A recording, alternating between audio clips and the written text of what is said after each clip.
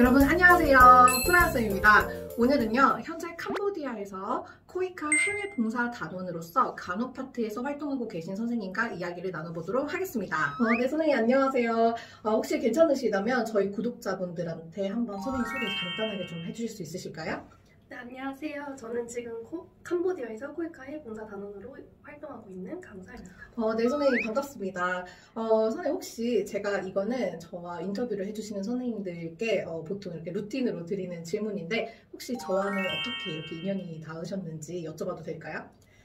프라쌤하고는 제가 2019년도에 그 서울 아산병원에서 같이 근무하면서 이제 아산병원에서 주최하는 봉사활동을 통해서 프라쌤을 알게 됐어요. 네 맞아요. 제가 예전에 사실 그 캄보디아 봉사와 관련해서도 영상을 한번 올린 적이 있는데 그때 만났었던 선생님이고 그때 당시에도 되게 저희가 많은 이야기들을 나눴었는데 되게 선생님이 하시는 생각하고 제가 하는 생각하고 되게 비슷한 점이 많아가지고 제가 굉장히 많이 기억에 남는 선생님이셨는데 이렇게 다시 좋은 기회가 돼가지고 만나 뵙게 돼서 너무너무 기쁘다. 네 선생님 그러면은 아까 전에 지금 코이카라는 단체에서 해외 봉사 단원으로서 근무를 하신다라고 하셨는데 혹시 그 병원을 이렇게 다니시다가 그 코이카 단체에서 봉사를 하게 되신 그런 계기가 있으시다면 혹시 말씀해 주실 수 있으실까요? 어렸을 때부터 막연하게 유엔에서 근무를 하고 싶었는데 이제 평간호사로 일하다 보니까 어느덧 5년이라는 시간이 흘렀더라고요. 맞아요. 시간이 참 빠르죠. 병원에 있으면. 그래서 이제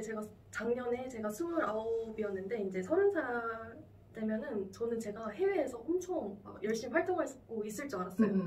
근데 현실은 제가 이제 병동에서 열심히 근무를 하고 있더라고요.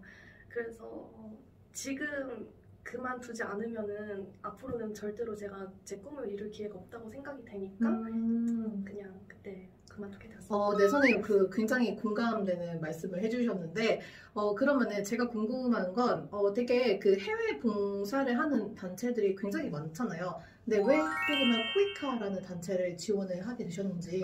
제가 여러 단체를 찾아봤는데 그 중에 하나가 이제 국경없는의사회 그것도 찾아봤었는데 보니까 활동 내용이 생각보다 되게 위험하더라고요.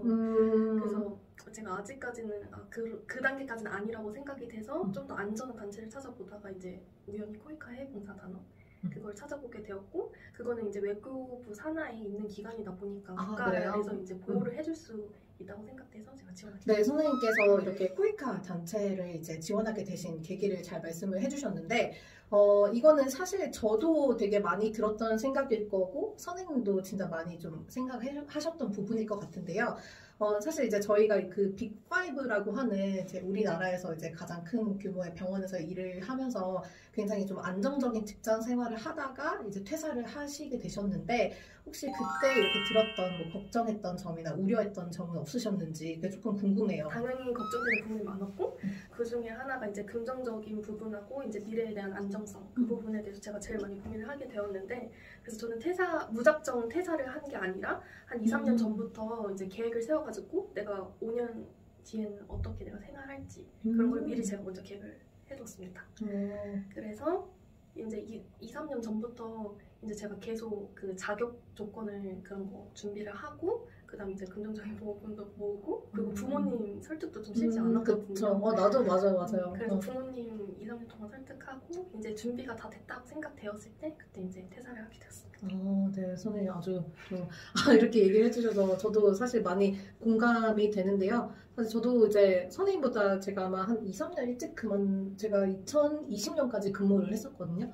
그래서 그때 복잡한 감정을 저도 알기 때문에 굉장히 공감이 됩니다. 이제 퇴사를 결정을 하셨고 그리고 이제 코이카에 들어가게 되셨는데 왜 하필이면은 캄보디아로 가시게 되셨는지 이게 조금 궁금해요.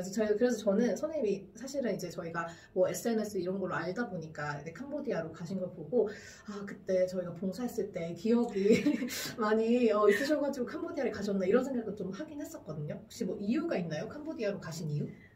사실 제가 그 코이카 해외봉사단을 지원할 때 여러 나라가 떠요. 그래서 그때 당시 간호 분야에서는 볼리비아, 라오스, 캄보디아, 피지 이렇게 4국가가 있었는데 저는 사실 볼리비아에 너무 가고 싶었어요. 그래서 1순위는 볼리비아, 2순위 이제 영어권 국가니까 이제 영어 공부도 할 겸 피지. 그 다음에 사실 3순위까지 쓰고 싶지도 않았어요. 그래요?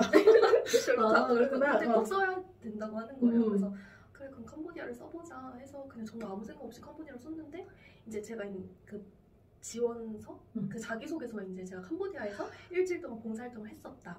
그리고 제가 그 호흡기내과 병동에서 일했었는데 이제 거기에서 간호사 역할 중에 하나가 그 환자분들 교육 엄청 많이 하잖아요. 그쵸. 그래서 내가 모든 교육은 가능할 것 같다 하니까 이제 그거를 보더니 이제 캄보디아로 저를 보내신 것 같습니다. 그렇네요. 그러면 어찌됐든 선생님께서 막 원하신 거는 아니었지만 또 굉장히 캄보디아와 또 인연이 그러면 있는 걸로 그렇게 생각하면 될 것 같고 네, 선생님 그러면 캄보디아를 그렇게 원치는 않으셨지만 이제 가게 되셨고 그러면은 어쨌든 이제 캄보디아로 최종 결정이 되고 나서 그 캄보디아라는 나라를 떠나실 때 걱정됐던 점이나 뭐 우려했던 점 이런 건 있나요? 캄보디아가 이제 제3세계 개발도상국이다 보니까 그 인프라가 잘 안 되어져 있고 그리고 사람들의 삶이 좀 팍팍하다 보니까 약간 치안도 많이 안 좋고 해서 그 부분이 제일 걱정됐어요. 치안. 그러니까. 그리고 두 번째는 제가 벌레를 진짜 무서워요. 개미도 무서워해서 근데 동남아는 사실 벌레 또 크잖아. 그래서 그 부분이 제일 걱정돼서 이제 다른 주변 사람들한테 조언을 구했죠. 그 벌레가 많아서 어떡하냐 이러니까 무슨 파리채하고 쓰레기 두 개를 가져가래요. 한국에서? 근데 진짜 유용하게 쓰고 있어요. 아 진짜? 그거 청구식 네, 여러분 혹시나 캄보디아로 해외 봉사 하게 되시는 분들은 뭐라고요? 파리채하고 쓰레기 꼭 생각하시길 바랍니다. 네, 저희 선생님의 벌레가 잘 극복되기를 바라면서 다음 질문으로 좀 넘어가 볼게요.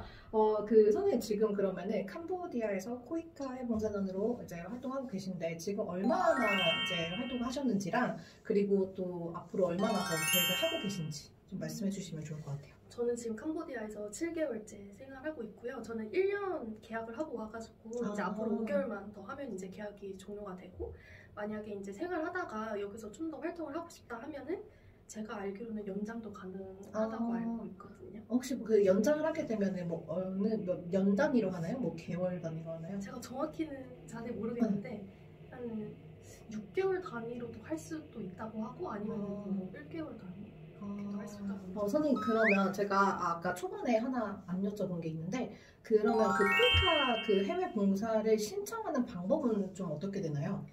신청하는 방법은 그 코이카 해외봉사단 사이트가 또 따로 있어요. 그래서 거기 채용 공고를 보시면은 이제 봉사 단원을 구한다는 공고가 이렇게 주기적으로 올라오거든요. 그래서 그거를 참고하시면 될 것 같습니다. 그럼 선생님도 그때 이제 여러 단체를 알아보는 중에 네. 코이카에 이제 그게 떠가지고 이제 지원을 하게 되신 거겠군요. 네. 네. 그러면은 그 신청하는 절차에서 뭐 서류를 처음에 넣으면은 이게 뭐 1차, 2차, 3차 뭐 이런 단계가 있을 거 아니에요? 그건 혹시 어떻게 되나요? 1차는 일단 이제 자기소개서 그거고 2차는 이제 면접을 보고 3차는 이제 신체 검사까지 하고 난 다음에 이제 최종 그 혹시 그러면은 이거는 조금 예민한 질문인지 모르겠지만 그때 선생님께서 그 지원하실 때 지원자가 많았나요? 아니면은 한 어느 정도 된 걸로 파악을 하시나요? 저도 사실 몇 명이 지원했는지는 모르겠는데 일단은 제가 듣기로는 이렇게 지원을 했어도 만약에 이제 코이카에서 자격 그 면접을 했을 때 좀 자격 요건이 안 된다고 하면은 그냥 다 탈락시킨다고 하거나 하더라고요.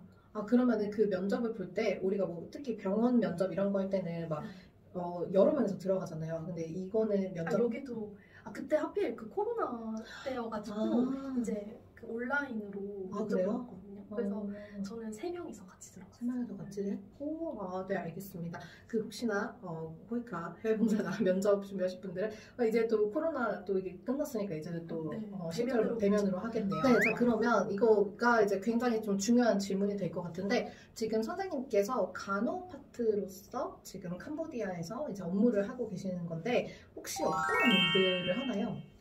이게 처음에 공고가 뜰 때 그 기관마다 요청하는 사항이 있어요.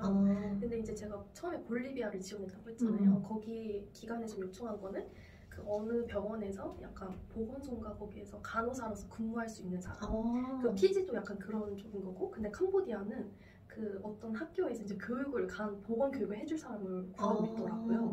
그래서 저는 지금 캄보디아 그 시골 마을에 들어가서 이제 초등학교에서 보건 교육을 하고 있어요. 그러면은 약간 좀 학교에서 일을 하시니까 조금 보건교사 같은 그런 느낌으로 일을 하고 계시는 거네요. 그럼 혹시 어떠한 것들을 교육을 하세요? 사실 그 캄보디아에서는 그 약간 보건교사 개념이 아예 이제 없더라고요. 그래서 저는 거기서 이제 보건교사가 어떤 일을 하고 그리고 일단은 주로 제가 이제 반에 들어가서 학생들한테 이제 보건교육을 하고 있거든요. 그리고 이제 그 한국에서 일반 보건 선생님들 활동하는 그런 거 있잖아요. 그래서 제가 그런 활동들을 최대한 많이 보여주려고 지금 하고 있어요. 거기는 양호실 개념도 별로 없어서 제가 그것도 만들려고 하고 있거든요. 그래서 양호 선생님으로도 활동하고 그리고 애들한테도 보건교육도. 선생님, 근데 지금 그 교육이라고 얘기를 해주셔가지고 제가 좀 문득 드는 생각인데, 제가 그때 봉사활동 갔었을 당시에 캄보디아는 캄보디아어가 따라고 저 알고 있거든요. 그러면은 거기서 교육을 어떤 언어로 지금 하시는 거예요? 제가 지금 교육할 때는 캄보디아어로 하고 있는데. 진짜요? 사실 그 이제 파견 전에 그 영월에서 그 봉사 단원끼리 모여가지고 교육을 한 달 동안 받아요. 그때 이제 나라별로 이제 그 지역 언어를 배우거든요.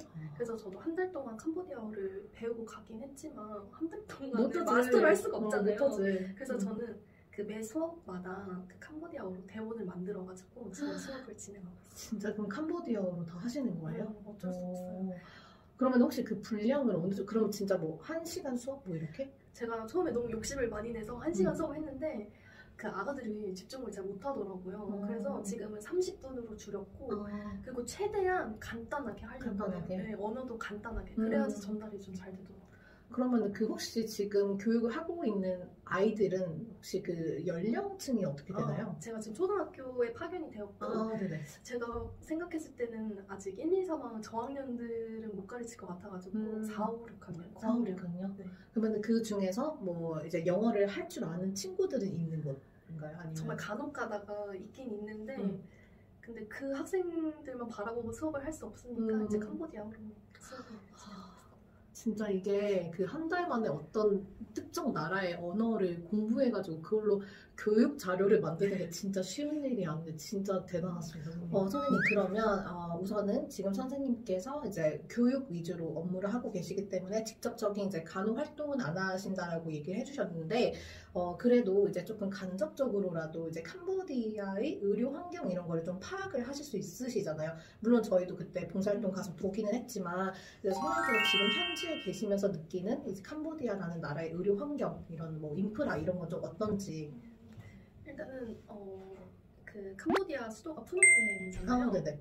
푸놈펜에 이렇게 여러 개 그래도 대형 병원이 있어요. 대형 병원이 있는데 근데 문제는 너무 비싸요. 너무 비싸서 이제 현지인들은 거의 이용할 수 없는 그런 이용할 수 없고 그래서 그 NGO에서 운영하는 막 그런 병원들이 몇 개가 있어요. 근데 그런 데는 의료비가 이제 좀 저렴하다 보니까 그쪽으로 환자들이 많이 몰리고 있고 그리고 제가 자세히는 모르지만 만약에 캄보디아가 아프다 근데 상류층이 아프다 그러면은 그 옆나라로 많이 간다고 태국에서 치료를 많이 받는다고 하더라고요. 네, 태국이 그래도 상대적으로는 조금 더 이제 의료 체계가 잘 되어 있으니까. 선생님께서 지금 그 캄보디아의 수도인 프놈펜에서 이제 의료 환경을 얘기를 해주셨는데 사실은 저희가 그때 봉사활동을 갔을 때 갔었던 도시가 바탐방이라는 도시였고 거기가 사실 중소도시에 좀 속하기는 하는데도 불구하고 진짜 열악했다라고 생각을 하거든요.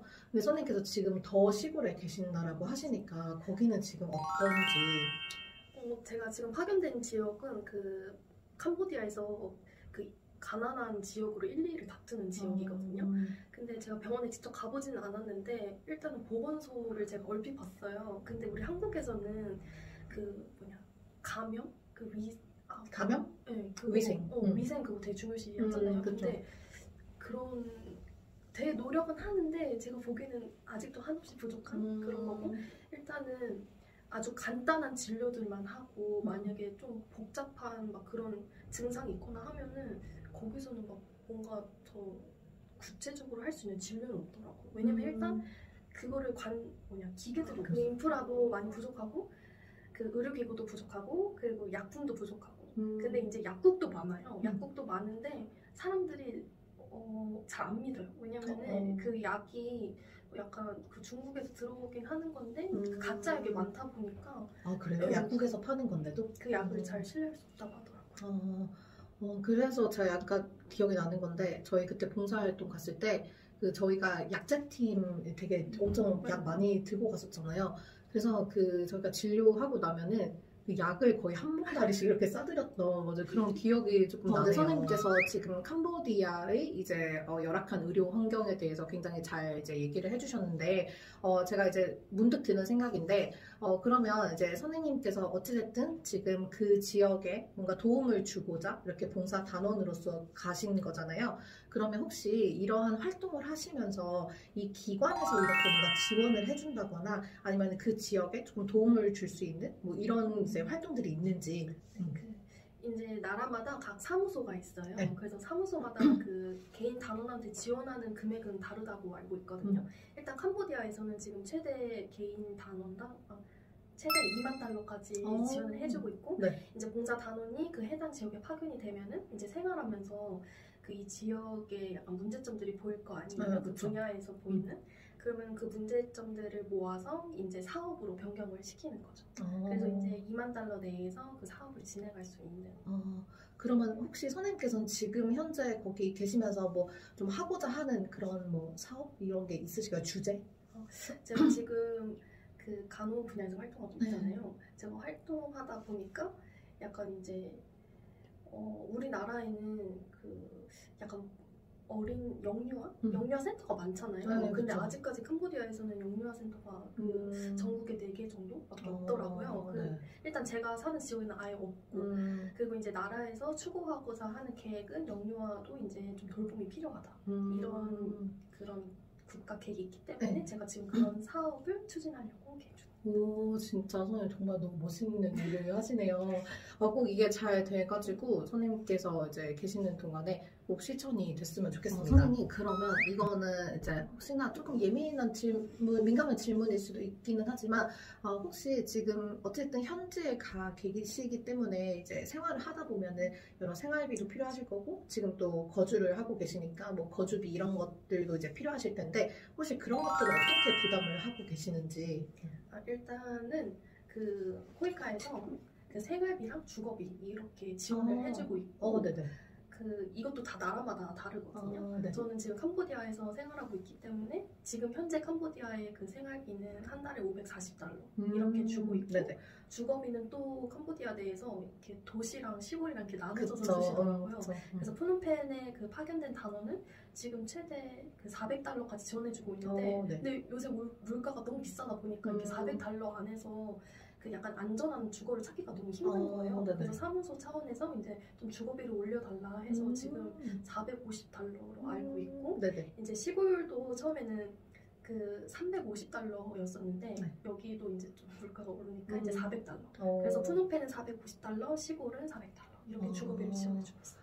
그러면 지금 뭐 거주하시는 곳은 뭐 좀 치안상이나 이런 거 조금 괜찮은가요? 이것도 그 사람마다 다른 것 같아요. 그쵸. 어떻게 느끼는지는 다르니까. 그리고 자기가 좀 사람들이 많은 곳에서 살고 싶으면은 뭐 그런 데 선택할 수도 있고, 아니면 난 조용한 데가 좋다 하면 조용한 데서 살 수 있는데, 사실 저는 사람이 없으면은 약간 그 안전하다. 안 느껴져서 저는 오히려 약간 좀 그 시골 내에서도 약간 시내 쪽에서 살고 있어서 살짝 주거비가 그 완전 깡통보다 그래서 이제 한 달마다 그 제가 생활을 잘 하면은 그 코이카에서 60만 원씩 적립을 해준다고 하더라고요. 그래요? 그래서 저는 일단 계약 기간이 1년이기 때문에 이 1년을 잘 마무리하고 한국에 돌아오면은 한 달마다 쌓인 그 적립금을 이제 일시로 준다고. 되게 약간 적금을 나라에 대신 들어주신 그런 느낌이네요. 진짜 좋은 정보 너무너무 감사드립니다. 근데 제가 이제 아무래도 캄보디아를 제가 또 직접 가보기도 했고, 그리고 선생님이 이 얘기를 들어보니까 아무래도 이제 이런 개발도상 국가다 보니 혹시나 이제 활동을 하시다가 아프거나 하면은 이제 그럴 때 어떻게 이제 좀 병원에 가시거나 뭐 약을 뭐 처방을 받거나 이런 게 좀 걱정이 되거든요. 혹시 그런 건 어떻게 되나요? 일단은 그 매일 이제 단톡방이 있어요. 그 단톡방이 있는데 그 단톡방에서 그 안전 체크를 해요. 매 그 아침 8시마다. 그래서 이제 만약에 내가 오늘 몸 상태가 좋지 않다. 그러면은 거기에다가 이제 체크를 해요. 내 몸 상태가 좋지 않다. 그러면은 이제 그 안전을 관리하시는 그 코디님께서 이제 전화가 와요. 어디가 아픈지. 그래서 그런 부분을 해결해주고, 그리고 만약에 내가 아프다 하면은 일단 무조건 그 수도로 가서 이제 병원을 가야 되는 거고, 제가 사실 그 병원에서 2년 동안 그 코로나 기간 동안 어쨌든 저도 병원에 있었잖아요. 근데 맞아. 그때는 제가 코로나에 걸리지 않았는데 그 캄보디아에서 제가 코로나를 걸렸었거든요. 근데 그 이제 제가 병원에 갈 수가 없으니까 그 타이레놀 그 상비약 하나로 버텼던 적이 있었고 그래서 제가 느낀 게 진짜 이거 시골에서 아프면은 여기는 그런 제도도 없어요. 뭐냐 119 진짜? 그게 없어서 이게 만약에 그런 차가 필요하다 하면은 그 병원에다가 직접 연락을 해가지고 본인이? 그 응급차 보내달라고 해야 된다고 하더라고요. 그래서 일단은 아프지 않는 게 제일 우선인 거고 만약에 아프게 되면은 무조건 수도에 있는 병원을 가야 되는 거고 그리고 제가 한 번은 굴을 먹고 식중독에 걸려가지고 굴? 네네. 식중독에 걸려서 응급실에 방문한 적이 있는데 어디로 가셨어요? 저는 지역은? 제가 다행히 그때 수도가 있어가지고 바로 그냥 응급실로 갔거든요. 갔는데 비용이 만만치가 않더라고요. 얼마 정도 됐어요? 제가 그냥 응급실에 가가지고 그 항생제 맞고 진통제 하나 맞았는데 거의 500달러가 이렇게 나오거든요. 근데 그거를 혹시 뭐 보험 처리 이런 거는 그래서 일단 여기 파견되기 전에 다 보험을 다 하고 들고 가요. 네네네. 그래서 이제 제가 비용 청구를 할 수가 있어요. 그러니까 먼저 집을 하고 나서 나중에 돌려받는 식으로. 그리고 제가 나중에 들었던 얘기인데 이게 300달러가 병원비 300달러가 넘어가면은 돈을 제가 직접 내지 않고 아예 그냥 콜카에서 처리를 해준대요. 근데 그 기간하고 잘 얘기가 안 됐는지 저는 제가 내긴 했거든요. 그래서 저는 나중에 다시 돌려받을 예정입니다. 여러분들 혹시나 얘기 잘 들으셨겠지만 나중에 아프시거나 하시게 되면은 꼭 기관하고 얘기 잘 하시기를 바랍니다. 그 선생님 얘기를 들어보니까 아무래도 이제 현지에서 진짜 힘든 점이 한두 가지가 아닐 것 같기는 한데 혹시 그 선생님께서 이제 캄보디아에 계시면서 가장 힘든 점 딱 한 가지를 꼽을 수 있다면? 저는 제가 가장 힘든 점은 날씨. 날씨? 네, 왜냐면은 그 한국은 사계절이 그래도 그나마 뚜렷하잖아요. 그쵸. 그래서 이제 계절 변화를 느끼면서 1년이 이렇게 지나가는구나 이런 걸 느낄 수 있는데 캄보디아는 사실 온도 변화는 있지만 그래도 계절이 하나밖에 없잖아요. 맨날 더우니까. 맨날 덥고 이러니까 사실 오늘이 어제 같고 어제가 오늘 같고 이래서 약간 조금 개인적으로 좀 무기력해지는 것 같아요. 그러면은 그 혹시 더운 그 날씨는 괜찮아요? 그 자체는? 그 더운 날씨를 좋아하는 사람도 있겠는데 저는 겨울을 좋아하는 사람이라서 너무 힘들더라고요. 그러니까 땀 조금만 움직이면 땀이 이렇게 나니까 그치. 너무 힘들어요. 거기도 좀 많이 습한가요? 바다가 있나? 바다가 바다는 그 되게 일부만 있죠. 네, 한 곳이 있긴 한데 저는 내륙에 있어가지고 그리고 일단은 한국의 여름은 엄청 습하잖아요. 맞아. 근데 다행히도 캄보디아는 엄청 습하진 않아서 그늘만 잘 찾아가면 바로 시원해지긴 하거든요. 근데 문제는 햇볕이 너무 강해요. 맞아. 너무 강해서 조금만 서 있어도 저는 땀이 그렇게 나더라고요. 선크림 이런 거 진짜 잘 챙겨서 바르셔야 진짜 돼요. 잘 발라야 되고 제가 아까 어느 섬에 놀러 갔는데 잠깐 해변에서 잠이 든 적이 있어요. 진짜 죽을 뻔했어요. 근데 사실 나는 오늘 보면은 우리 말고 좀 많이 타 있을 거라고 사실 생각을 했는데 그렇게 많이 타진 않아요. 왜냐면 선크림 정말 잘 챙겨 발라요. 여러분 선크림 수치 높은 거 잘 챙겨가가지고 잘 꼼꼼히 바르시길 바랍니다. 그리고 이제 저도 해외 생활을 또 해봤고 지금 제가 보통 해외에 계시는 선생님들하고 또 얘기를 좀 나눠보면은 항상 이렇게 빠질 수 없는 질문인데 해외 생활을 하면은 이 외로움을 진짜 빠뜨릴 수가 없거든요. 선생님은 거기 현지에서 좀 외롭진 않으신지? 저도 사실 그 외롭다는 얘기를 엄청 많이 들었어요. 그래서 가고는 하고 갔는데 만약에 제가 수도에 파견이 됐더라면 그나마 덜 외로울 거예요. 왜냐면 거기는 한국 사람하고 그리고 외국인들도 많으니까. 그래서 약간 그 의사소통을 할 수 있는 창구가 있는데 저는 시골에 파견되다 보니까 거기 한국인이 선교사분 2분하고 수녀님 1분하고 저 이렇게 4명이거든요. 근데 이제 저는 연령대가 또 맞지가 않다 보니까 아무리 잘 친하게 지내도 좀 해결되지 않는 그런 외로움이 있긴 하더라고요. 그래서 이제 친구들하고 처음에 파견됐을 때는 진짜 거의 하루에 반은 친구들하고 통화하고 그랬고 그러다가 이제 적응을 하면서 좀 이제 제 루틴을 좀 찾아가고 하니까 또 외로움이 해결된 줄 알았는데 또 거기에 이제 그 루틴에 적응하다 보니까 다시 또 외로움이 찾아오더라고요. 맞아. 이거는 진짜 여러분들도 해외 생활을 하실 예정이시라면 이게 가기 전에는 몰라. 그죠? 모르죠. 근데 딱 가 있으면은 아, 이게 하루가 굉장히 길구나라는 거를 되게 알게 되고, 그거는 근데 진짜 그 누구나 다 한 번씩은 겪는 그런 과정일 것 같습니다. 그 외로움은. 그래도 잘 극복하시기를 바라고, 선생님께서 이제 더 연장을 하지 않으신다라고 하면 또 한국으로 돌아오실 예정이신가요? 우선은? 만약에 이제 뭐 제가 지금 현장 사업을 추진한다고 했는데 그게 약간 좀 길어지면은 저도 약간 연장을 해야 되는데 저는 최대한 빨리 한국으로 돌아오려고 네, 선생님께서 한국에 잘 돌아오셔가지고 가족과 친구 품에서 또 외로움을 벗어 던지시기를 바랍니다. 네, 선생님 그러면 우선은 지금 선생님께서 이 코이카 해외 봉사단을 이제 언제까지 하실지는 확실한 이게 정해지진 않았지만 혹시나 이게 끝나고 나면은 따로 계획하시는 게 있으신지 여쭤보고 싶은데요.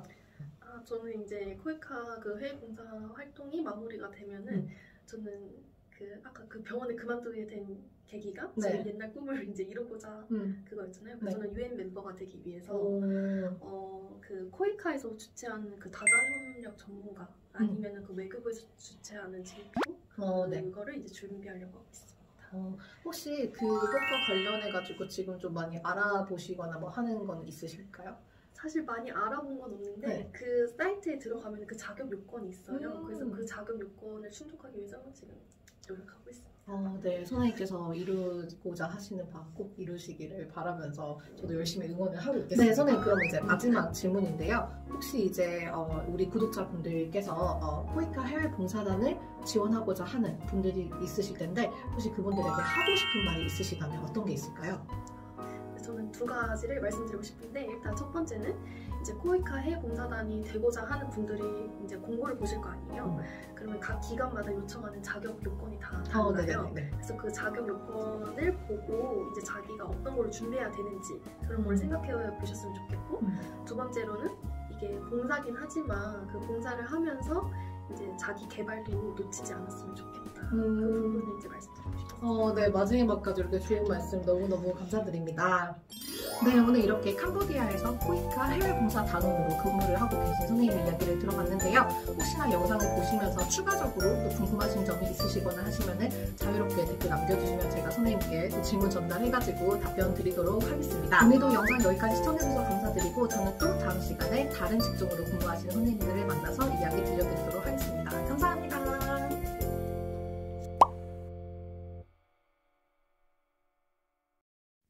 아렌프라하톡 참여를 원하시는 분들은 아렌프라하톡 소개 영상을 참고해 주시길 바랍니다. 감사합니다.